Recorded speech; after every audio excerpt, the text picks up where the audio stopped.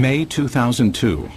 In a remote area 100 miles outside of Moscow, an investigative team from Kosmopoisk, a group that studies UFO sightings, searches for signs of UFO activity. We are going to enter the forest. This is the place pointed out by local people to be the destination of different types of UFOs. Soviet ufologists have been active since the 1960s. They claim that for decades, thousands of citizens have witnessed the appearance of unexplainable objects in the skies over Mother Russia.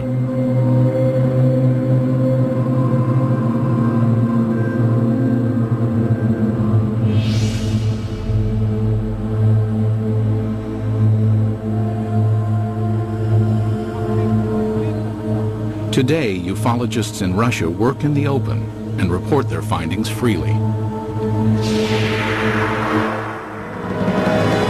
This was not always the case. Before the policy of glasnost was introduced in 1985, independent investigations of UFOs in the former Soviet Union were conducted in a climate of secrecy and fear. At times, official government policy denied the existence of UFOs and any UFO activity, and prohibited anyone from reporting otherwise. The UFO research in the former Soviet Union was a very complicated matter because one had to deal with overall state secrecy. Meanwhile, the Soviet government was involved in covert UFO investigations of its own. We know that the Russian government studied this secretly for a period of 40 years. We know that they took it very seriously.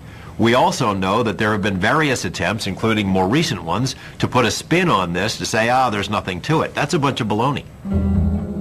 The results of the Soviets' most far-reaching secret UFO study became public in the year 2000. The inquiry started in 1978 and took 13 years to complete. The investigative team consisted of top scientists and military experts, and was completely clandestine. Certainly, this collaboration between the Academy of Sciences and the Ministry of Defense was not paraded. I mean, formally, these studies were closed.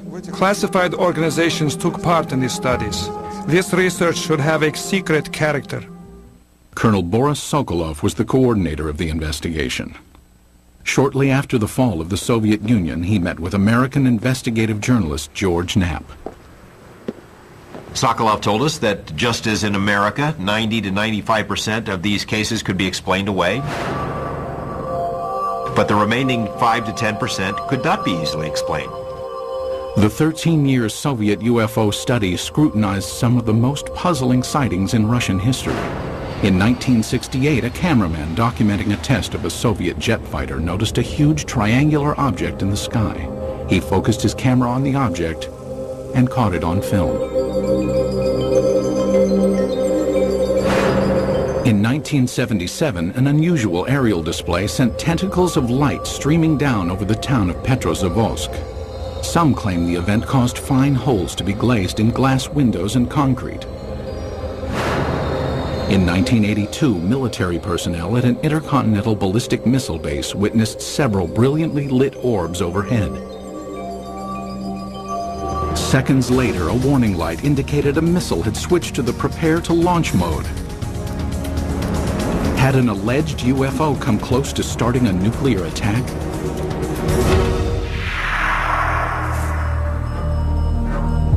UFO sightings over Russia are not limited to the recent past.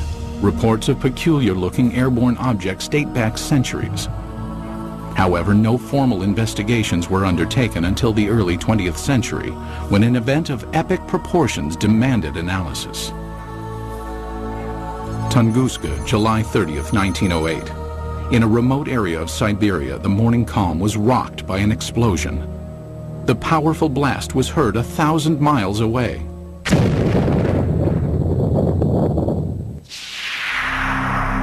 There was an enormous firewall blast, something on the order of 15 megatons of equivalent energy, which is roughly 1,000 times that of the Hiroshima blast at the end of the Second World War. This was an extraordinary event. Because of the remoteness of the Tunguska region, it was almost 20 years before any government researchers visited the site. The first expedition to reach Tunguska was headed by Russian mineralogist Leonid Kulik. When the initial expedition got to the Tunguska area in 1927, the natives were reluctant to show the scientists into the region because they thought the god Agdi had devastated the area because of the wickedness that was going on, and he had destroyed the trees, killed the animals. Kulik eventually convinced locals to direct him to the blast location. Believing a meteorite had caused the massive explosion, Kulik assumed he would find a crater at the point of the meteorite's impact. To his surprise, there was none. He looked for meteorite samples on the ground because often when an object hits the Earth, it throws up debris, and the debris is recoverable around the edges of the crater. But of course he didn't find that either. What Kulik discovered has stirred UFO debate for decades. At the blast's epicenter was a frozen swamp with an untouched clump of fully grown trees in the middle. Circled around the grove, 10 million dead trees lay in a symmetrical ring, seemingly mowed down by a cosmic scythe. So here we have an enormous blast site with no crater, no fragments or meteorites around the rim of the crater, and this radial pattern of burnt trees knocked down for some 20 miles in all directions. In the years that followed, others traveled to Tunguska to study the unusual occurrence.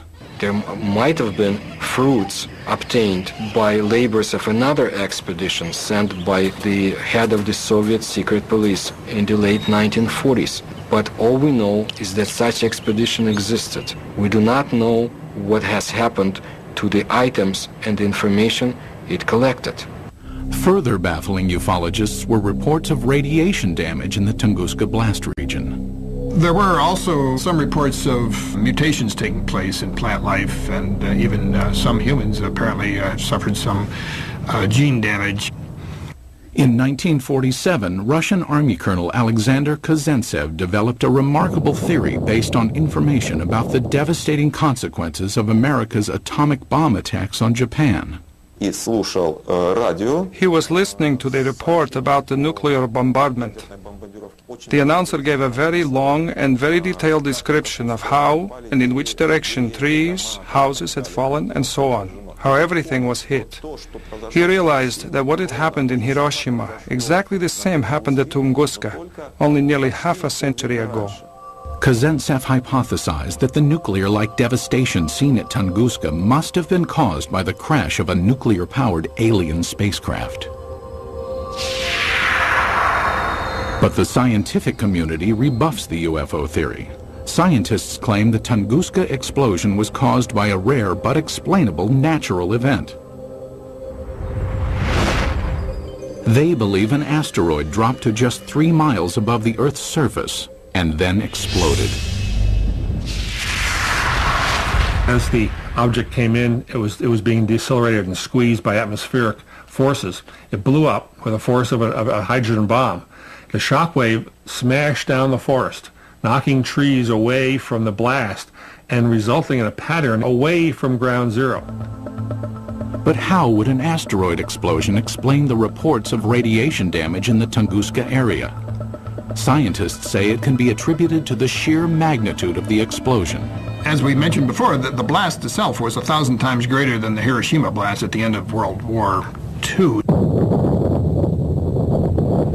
The blast would have generated a series of very high-speed charged particles and would have been the cause of some of the mutations in the gene structures of plants and animals. But to this day, scientific explanations do not satisfy many ufologists. I have been several times to the place where the Tunguska body fell.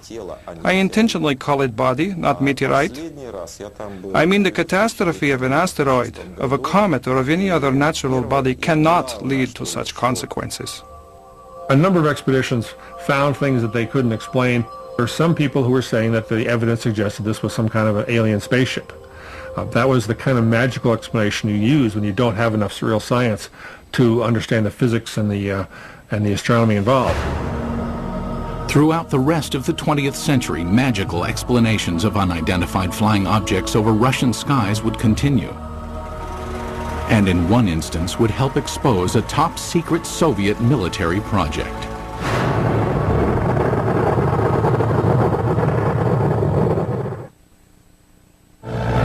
It was 1948. World War II was over, but the Cold War was just beginning. Soviet leader Joseph Stalin had initiated the Berlin blockade and directed his scientists to develop a nuclear weapon to rival that of the United States. It was during this period that some claim Stalin grew concerned about UFOs. It is said his interest stemmed from reports of a 1947 UFO incident in Roswell, New Mexico. New Mexico in 1947 would have been a hotbed of Soviet espionage because we had all kinds of stuff there. The 509th Bomber Wing, the only atomic bomber wing group. Purportedly, Stalin ordered Sergei Korolev, the founder of the Russian space program, to analyze information about the supposed Roswell crash and report his findings. Mr. Korolev came up with an answer. Yes, UFOs exist. No, they present no immediate threat. And after evaluating the information, all that the Russians had acquired on Roswell and on UFOs, Korolev concluded UFOs are real. They appear to be intelligently controlled. That's what he told Stalin, and Stalin in turn said, that's what my other people have concluded as well. While concrete proof of the conversation does not exist, several Soviet scientific agencies did begin investigating UFOs in the ensuing years.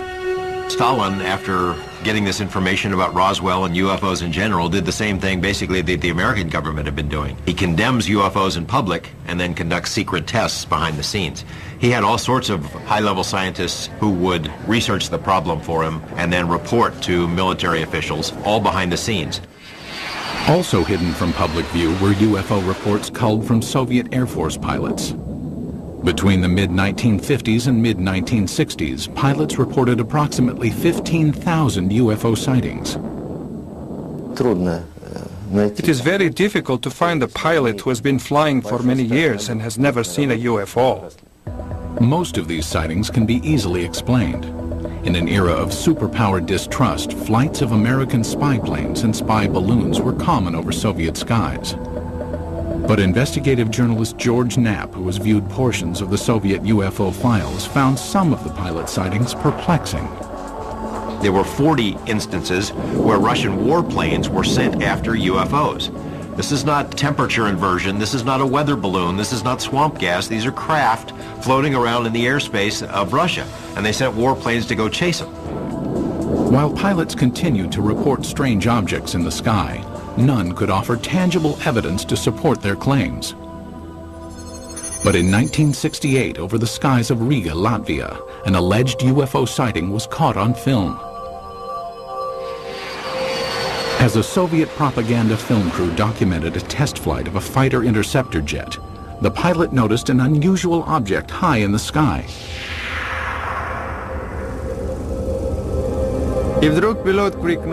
And suddenly the pilot shouted, "Look, film it!"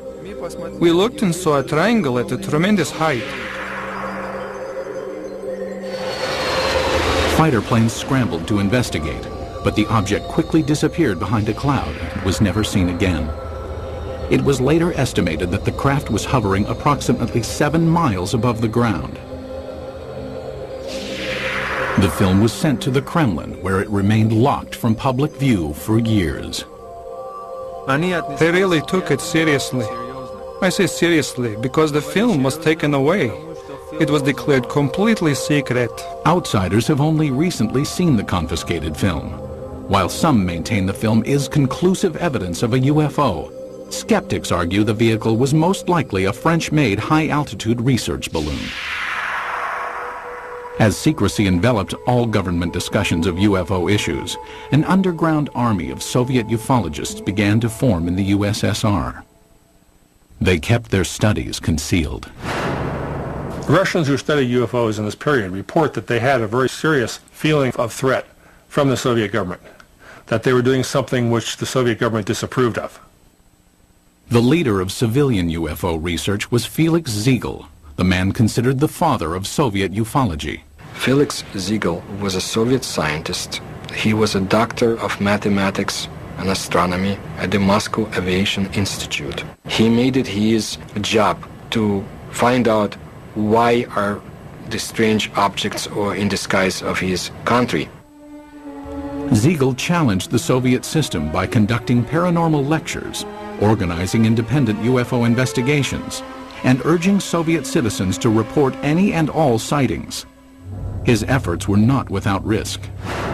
We cannot say, of course, that people would be put in jail for it, but still Siegel suffered. He was harassed both in his place of work, at the Institute of Aviation, and he was harassed by the state government authorities.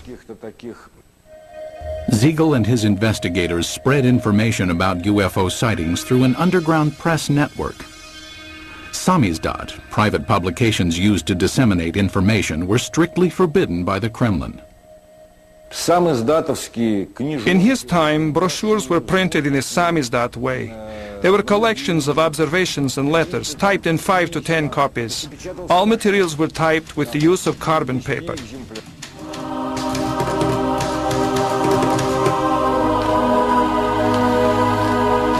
Samizdat papers were distributed by trustworthy messengers who secretly carried the copies from one person to the next. UFO information circulated in this covert manner until 1967, when suddenly it seemed as if ufologists were given a reprieve from government censure. Today it appears this respite was a smokescreen, part of an intricate government deception. The complex ruse began in 1967 when citizens reported multiple sightings of crescent-shaped UFOs over the skies of the Ukraine and the lower Volga Valley. It was also seen as far south as the Caucasus Mountains, where many astronomers in observatories in the Caucasus Mountains would see these objects flying horizontally from west to east, crescent-shaped, heading toward the east. For reasons unknown at the time, the government allowed press coverage and independent study of the sightings. Felix Siegel was granted permission to form a government-sanctioned investigative committee made up of over 200 scientific and military experts. In October 1967, they convened at the Central House of Aviation and Cosmonautics in Moscow. Their goal? Determine the cause of the mass sightings. On television and in newspapers, Siegel's committee appealed to Soviet citizens to report information on UFOs. For the first time in Soviet history, UFOs seemed to be an open topic. It was like a breath of fresh air. Freedom of discussion about a forbidden subject was permitted to the Soviet citizens. And this was something unheard of. And alas, it did not last long. Within a few months of Siegel's televised appeal, the steel jaws of Soviet censorship clamped down. Reporting of UFOs was once again off limits. The subject was dropped from the controlled media, and Siegel's committee was ordered to disband. The committee was to encourage people to report. As soon as the reports began to gather, somebody in Moscow quashed the activity, canceled the committee, canceled publication of further works, and put a lid on it. Cries of a Kremlin whitewash were immediately sounded. Why the cover-up takes place, I don't know. Is there a cover-up? There's no question about it. But what they were covering up is the question. UFO buffs believe they were covering up alien visitations. I think the evidence is clear they were covering up descriptions of their own secret military aircraft and missile activities and satellite activities. Scientist and NASA consultant James Oberg came to this conclusion in 1977 after studying Soviet space vehicle launch patterns and comparing them to the dates of the 1967 sightings. He deduced that the crescent-shaped objects witnessed in the sky were not alien in nature, but could be attributed to secret tests of a new Soviet missile warhead.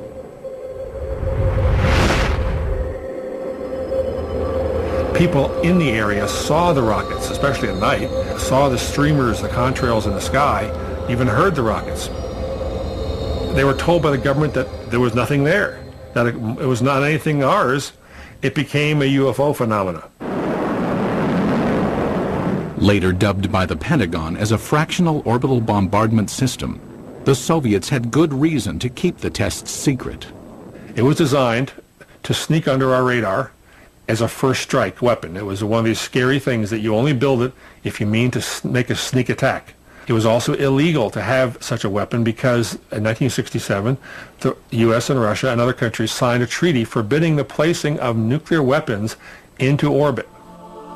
But why, after crushing public dissemination of UFO information for years, did the government briefly loosen its restrictions in 1967?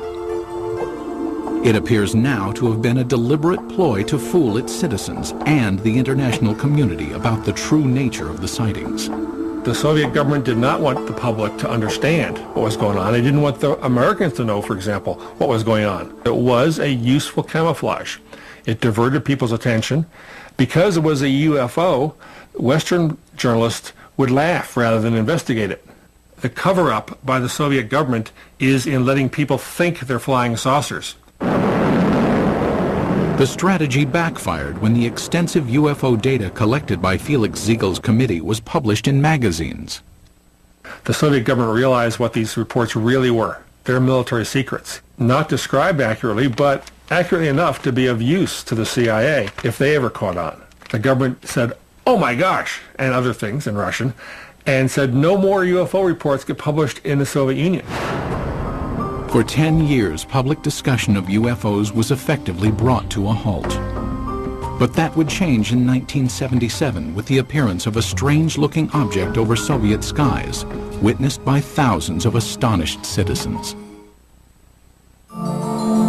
September 20th, 1977.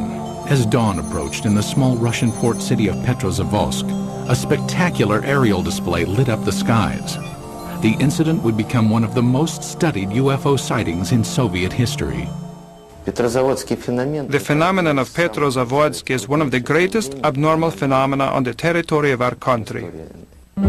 At approximately 4 o'clock in the morning, civilians and military personnel reported seeing huge star-like apparitions shooting in the sky.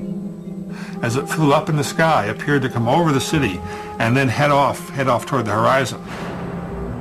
People who were out in the streets of the town saw this blazing jellyfish streaming tentacles down from the saucer-shaped bright core. The impressive display lasted approximately 10 minutes. Witnesses claimed that a host of strange occurrences on the ground accompanied the sighting. They reported all sorts of phenomena. They smelled ozone, computers were crashing, drivers lost control of their vehicles and went into ditches. Perhaps the phenomenon most difficult to explain was the appearance of finely glazed holes in glass windows and rocks around the city. There is no explanation for this fact, but the connection is direct by the time parameters. There had been no holes before the event, and then they appeared. Witnessed by thousands, the aerial display above Petrozavodsk was impossible to refute. While the sighting remained a mystery to Soviet citizens, NASA consultant James Oberg quickly discovered its origins. Because of my connection with the space program and my knowledge of satellites and rockets, I was able to find out within a matter of hours. There was a rocket launching that morning from a secret space center north of Moscow at precisely the time people were seeing this UFO. The jellyfish-like display was triggered by the launch of the Cosmos 955 spy satellite. As the rocket engine contrails were backlit by the rising morning sun, it produced the tentacle effect observed by witnesses.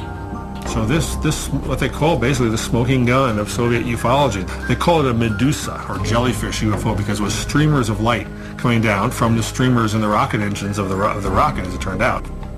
As with previous mass sightings, the government had ample reason to keep the truth hidden from Soviet citizens. The satellite was launched from a secret military space center called Plesetsk, one of several undisclosed missile bases scattered throughout the Soviet Union. Most ufologists accept the satellite launch as the cause of the aerial display.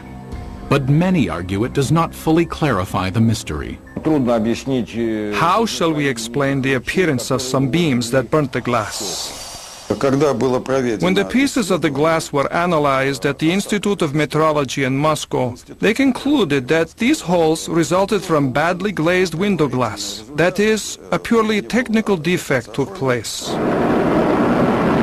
I do not believe that the launch of a secret military satellite would explain the holes that were made in the glass. My personal opinion, no, this was not man-made technology that's responsible for such effects. There were some reports of holes being drilled into glass window panes and in paving stones. I saw those reports. I can't explain it. And all these sorts of additional phenomena, these additional reports, are typical of what happens when people see a very sudden, shocking sight in the sky and look around them for corroborative evidence. Most of the time, it's irrelevant, independent, and sometimes even imaginary. While the mysterious holes might never be fully explained, the Petrozavodsk incident had much deeper consequences inside the walls of the Kremlin. The upshot of this incident was the decision of the Soviet government to create a secret program to study UFOs. In the weeks following the Petrozavodsk sighting, the Soviet Academy of Sciences received inquiries from several European nations concerned about the nature of the event. In response, the Academy of Sciences requested permission from the Kremlin to initiate a top-secret investigation of anomalous occurrences. Although aware the majority of these events were not paranormal in nature, the scientists admitted in their request that they could not provide a scientific basis for all UFO sightings. The Academy of Sciences can neither ignore or explain the paranormal phenomena similar to that observed in September 1977 in Petrozavodsk.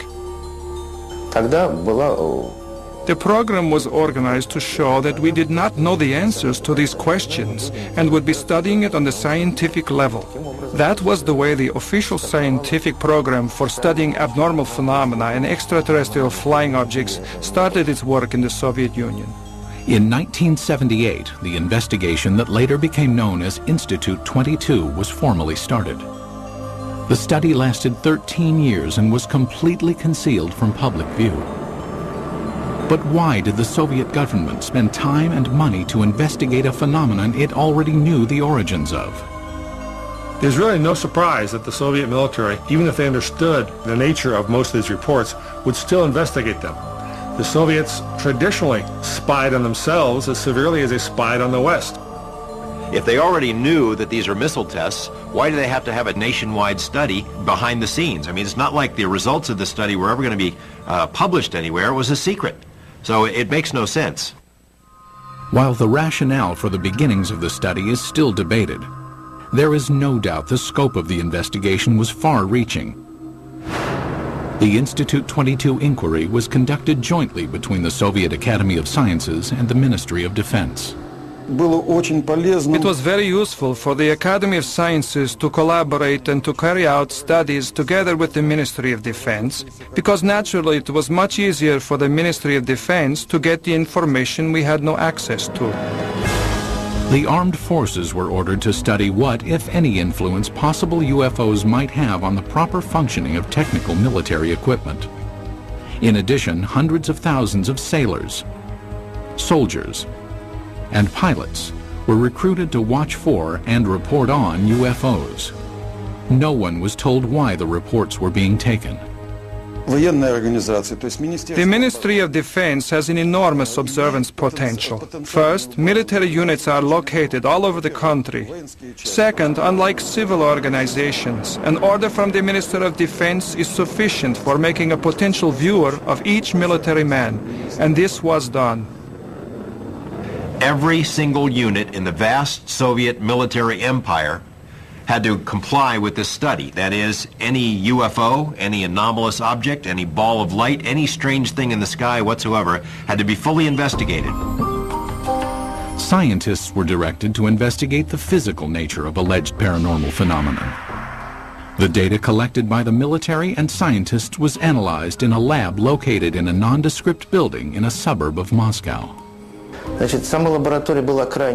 personnel of the laboratory were not numerous. Not more than 10 people, and this number was never exceeded. But the specialists from almost all the scientific areas worked there, from a physician to specialists in radioelectronics, meteorology, and astrogeophysics. Practically all the specialists were represented there. It was done in order to study all possible aspects of UFOs.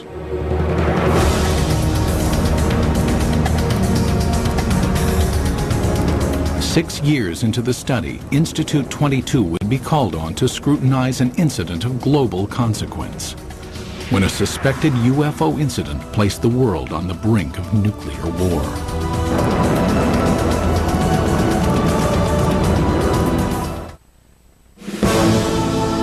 The early 1980s were a time of tense relations between the Soviet Union and the West. The era of détente had ended, and the Russian landscape was studded with intercontinental ballistic missile silos. Each contained nuclear weapons aimed westward. It was at one of these silos that a reported UFO incident caused a nuclear scare.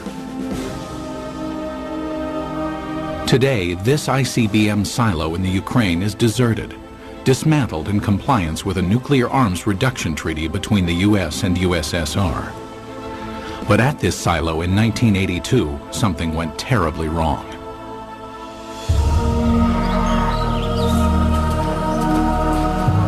It started at approximately 6 p.m. when soldiers and villagers in the nearby town of Bielo-Korovichi witnessed a strange object in the dusk sky.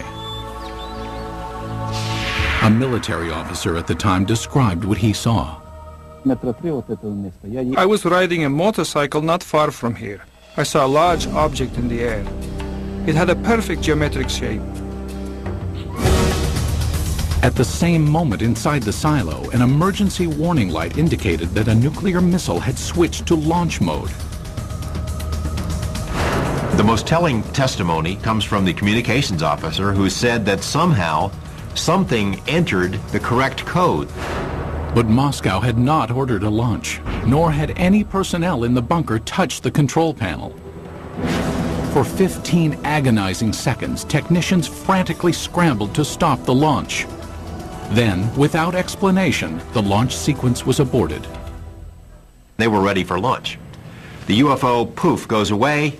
Poof, the command control module goes back to normal. Had a UFO somehow interfered with the launch controls of a nuclear missile? A team of investigators from Institute 22, the secret state-sponsored UFO research team, was immediately ordered to the missile base. They established within a very short period, literally half a day, that a military training exercise took place at a nearby aerial ground. Investigators learned that the sighting occurred at the same time and in the same area where the military was testing flares. Dropped out of planes, the flares provided 5 to 7 minutes of illumination. That explained the strange display in the sky. But why did the nuclear launch sequence activate? The fact that the emergency situation coincided with the effects which took place is certainly a remarkable coincidence, but it is still a coincidence. The ICBM control equipment was systematically taken apart and rebuilt, but no defects were found. It's not just an electrical malfunction. Something entered the correct launch codes. That just doesn't happen every day. We hear from our government UFOs are not a matter of national security. The Russian government has been telling its people the same thing. They're trying to confuse us. This incident is clear evidence, if ever there was, that UFOs do carry national security implications. After examining the ICBM episode, the investigative team of Institute 22 continued to scrutinize various sightings around the country. Some who reported UFOs had a much closer view than those on Earth. Cosmonauts. The first man in space, Yuri Gagarin, is quoted in the Thread 3 documents as saying, "I can tell you that UFOs are real, and if you allow me, I'll tell you a lot more." The second man in space, cosmonaut Titov, said that there were 7 UFOs dancing around his space capsule during his brief flight into space. However, even to this day, most cosmonauts are reluctant to speak about any unusual phenomenon they witnessed in space. There's a ridicule factor, there's a laughter curtain, there are career consequences from reporting a UFO and taking it seriously. But in this rare interview obtained by the History Channel, 2 cosmonauts spoke of unusual objects they encountered in space. Many cosmonauts have seen phenomena which are far beyond the experiences of Earthmen. For 10 years, I never spoke of such things. Former Commander Vladimir Kovalyonik of the Salyut 6 space station revealed that on May 5, 1981, he observed an unrecognizable illuminated entity outside the porthole of his craft. The object had an elliptical shape and flew with us. It only flew straight, but then a kind of explosion happened. It produced a golden light, very beautiful to watch. A second explosion followed, and two spheres appeared. As we entered the darkness of Earth's shadow, I could no longer see them.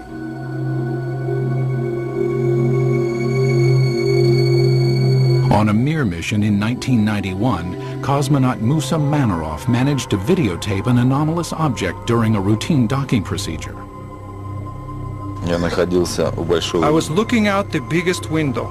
It was directly in front of me. I am familiar with the construction of all spaceships, but this was different. There is ongoing debate about sightings of unidentified objects by cosmonauts and American astronauts alike.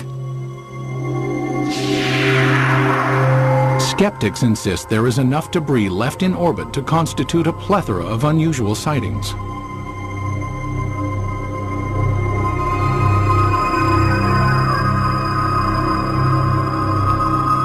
As cosmonauts traveled amidst the stars, the 1990s saw major changes take place on Soviet soil. When the walls of communism crumbled, American UFO investigator George Knapp ventured to Russia, hoping to discover just what secrets the Soviets had been hiding about alien encounters. What he found was startling. Beginning in the mid-1980s, the leaders of the United States and the Soviet Union conducted several summits aimed at reducing both nuclear arms and tensions between the two superpowers. Shortly after one such meeting, President Ronald Reagan revealed he and Mikhail Gorbachev had discussed the topic of alien encounters. I couldn't help but say to him, just think how easy his task and mine might be in these meetings that we held if suddenly there was a threat to this world from some other species, from another planet, outside in the universe.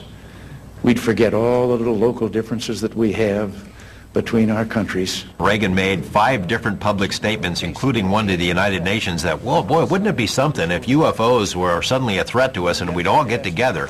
And so Gorbachev kind of responded, yeah, it sure would. You know, we would get together. Lo and behold, we did get together. You know, the wall came tumbling down, perestroika, glasnost. With the collapse of the Soviet Union came a new era of openness in Russia. Thousands of miles away in Las Vegas, Nevada, investigative journalist George Knapp, who had studied many American UFO incidents, realized the time was perfect to explore Russian reports. 3 years ago, we have succeeded in obtaining several hundred pages of secret Russian UFO documents and photos. Other Western journalists followed. Today, it's a new ballgame. The lid has been dropped on government UFO files, although there is still plenty of information to be found. It occurred to me, now may be the time to go ahead and try to find out what the Russians know about UFOs. It was a tumultuous, crazy time, but a wonderful time to be there as a journalist. In 1993, Knapp traveled to Russia and was introduced to Boris Sokolov, the coordinator of Institute 22. Like many government-funded scientific projects from the era, Institute 22's funding had been cut and the project disbanded. Sokolov provided Knapp with some of the recently declassified UFO files, containing information on the cases that were more difficult to explain. He had culled from the thousands of reports some of the most interesting ones and had kept them in these binders, and we were able to get them and bring them back. Why would the Russian military study all of this stuff? Colonel Sokolov said it was a very practical reason. They knew that UFOs could do things that their planes couldn't. Figured by studying it, they may be able to get an advantage over us in terms of stealth technology. Upon returning to the United States, Knapp made some of the files public. As a result, Colonel Sokolov was ridiculed by some back in his homeland. Officially, Russia was a democracy, but the communists still had a lot of influence. There were communist newspapers that attacked him broadly as being a sellout to Mother Russia. But the public scorn Sokolov endured was certainly less severe than the consequences he might have been subject to in the old Soviet Union. My friend put it this way. He said, if this had happened 5 years ago, we would be in prison. If it had happened 10 years ago, we'd all be shot for giving up these secrets. But in 2000, the relaxed political climate allowed Sokolov and scientist Yuli Platov to publish a report summarizing the findings of Institute 22. Entitled The History of UFO State Research in the USSR, the report concluded that of the 3,000 UFO sightings investigated, 90 to 95% of the incidents could be attributed to man-made phenomenon, mostly missile launches and research balloons. The remaining 5 to 10% could not be easily explained. He was not willing to conclude that any of these things were extraterrestrials or interdimensionals or aliens from the future or anything of that sort. Дело в том, что до этого the thing is that before, the enthusiastic ufologists had affirmed in literature that all we saw was due to contacts with the extraterrestrial civilizations. No. It turned out that only a very small percentage of events remained unexplained. But in a land that for so long concealed information and suppressed dialogue, many ufologists wondered if the report revealed the entire truth. There is a vast treasure trove of KGB documents on this topic somewhere that no one has ever seen. And I know the KGB did release some documents in the early 90s, but it is presumed by a lot of folks that the best stuff is still hidden in a vault somewhere. What happened to the files? Who keeps them? Until we ourselves go through the files, we cannot say whether what Mr. Platov and Mr. Sokolov say is true. It will probably never be known exactly how many Soviet UFO files remain classified, or what they contain. Most in the scientific community doubt any smoking guns exist in the unseen files. People in Russia still have a very powerful sense of gossip and rumors, because under Soviet days, so many things were illegal to talk about, illegal to know. So they replaced the reality with a very rich mythology. UFOs became part of that mythology in Russia, and it's still a very powerful theme over there. But many UFO enthusiasts remain suspicious, believing that the proof of alien encounters exists and is still being hidden.